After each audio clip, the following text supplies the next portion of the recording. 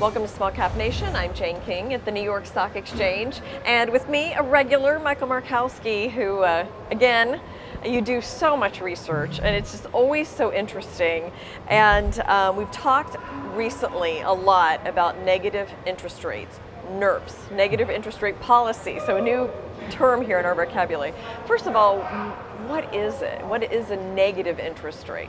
Well, negative interest rate is when instead of you making 1% by leaving your money in the bank charges you 1% for leaving the money in the bank.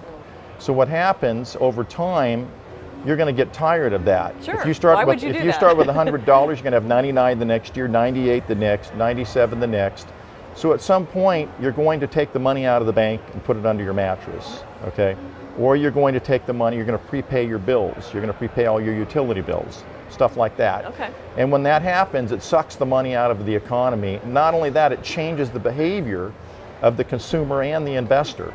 So now you go into a position of not spending. You become a hoarder. Sure. And we all know consumer spending drives the U.S. economy. I think it's about 75% of the economy. So I can't imagine that situation would be good for banks as well, people pulling their money out. Would the world's banking system crash under this scenario? Well, absolutely, because if the and there's yes, the banking system, and in fact in Europe there is some hoarding going on by banks themselves. So if you take, there's only a fraction of the money that really flows. You know, the currency that flows is in really currency. I mean, the money that flows in the world. So if you take the cash out of the currency, out of this banking system, that's what's going to happen. And the other thing is that the banks, the banking model does not work in a negative interest rate environment.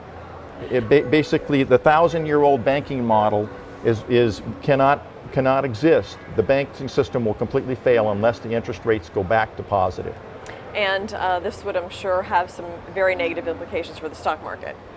Well, it does. It has tremendous implications for the stock market, because what happens, those long-term investors like pension funds, endowments, wealthy families, people that have long-term investor time horizons, and get very skitty when you have all of this going on. So they pull their money out of the market.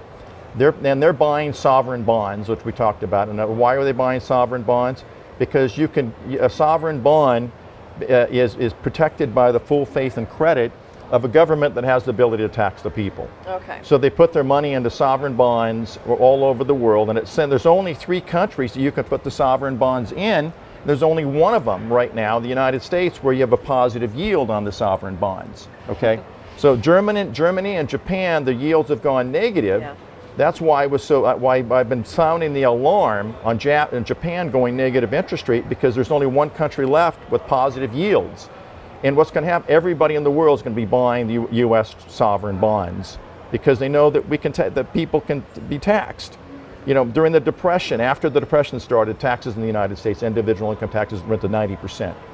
So the place to put your money is in sovereign bonds. Yes. You definitely want to put your money in sovereign bonds, is what these investors are putting the money in. Okay, so now assuming that the central banks do not abolish negative rates, I mean, Bank of Japan's negative, the European Central Bank is negative, maybe going more so, they're open to that. What kind of predictions are you making for the stock market reaction between now and the end of 2017? Well, based upon my research, mathematical research again, I went back and did the research on the crash of 2008. And at the bottom, on March 9th of 2009, the only thing that's going to get the negative NIRPs, the negative interest rates, to go away is if the yields on less secure assets in real estate and dividend-paying stocks go up. Okay. Okay. So the only way the yields can go up is if their stocks go down, and that's exactly what happened in 2008. If you look at the chart up here, you know, there is a situation where you can see the yield collapsed, the stock price collapsed on American Electric Power. Okay, that took the yield from, it's a well-paying, it's a dividend paying, it's a utility. You can't invest into a better opportunity than a utility company. Why? Because no matter what happens to the economy, you're going to be paid your dividend, because if you don't pay, if the consumer doesn't pay their light bills, it gets shut off. So that's one of the best investments you want to make. But even with the crash of 2008, American Electric Power stock fell from a dividend yield of around 3% to a dividend yield of 9% at the bottom. And then what happened is that those people who owned the sovereign bonds sold them and bought the stock. Okay. So what happened? Now the S&P 500. If you look at the chart up here now on the wall, the S&P 500, its yield was 4.7% in March 9th of 2009 when the market hit bottom. Yes. So it fell too. So assuming that it's going to be deja vu here, and that the yields are going to have to get down to 4.7%, the S&P, based upon its current yield, will go to 925. The S&P will it's go going to to go more than 925. it's going to decline more than 50% if these negative interest rates don't go away, and then the market has to crash to get them to go away. Okay. And you think this will happen fairly quickly in the next year and a half? I think when I sounded the alarm about Lehman, and those guys, it took about a year, but Bear Stearns fell first. So yeah, it's going to happen in the next 12 months.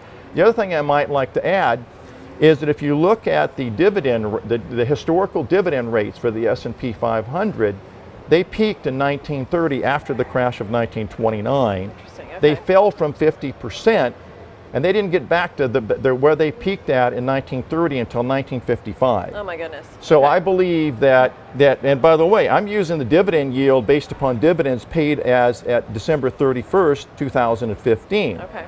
I know there's oil companies that are S&P 500 that are lowering their dividends. Yeah, I'm they sure are. that dividend's going to be lower, but I believe that's why the S&P could go easily below 925. But I'll keep my readers and everybody up to date on what I think Okay. as that unfolds. You mentioned sovereign bonds as a place to protect yourself in this scenario. Are there other places that would encompass the black swan scenario? Well, the black swan is, again, as we talked about, the key is you want to have, look, I might be totally off on this. Maybe the Japanese banks come in, maybe the central bank of Germany, maybe they wake up tomorrow morning and say, we're getting rid of these things, okay?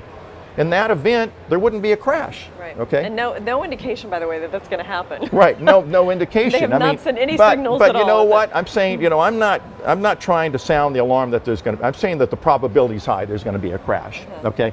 Now, with that, what the black swan does, the black swan strategy, which is by an author by a book that spent 37 weeks on the New York Times bestseller list, basically says put 90% of your money, okay, if you're in the retirement age, into sovereign securities.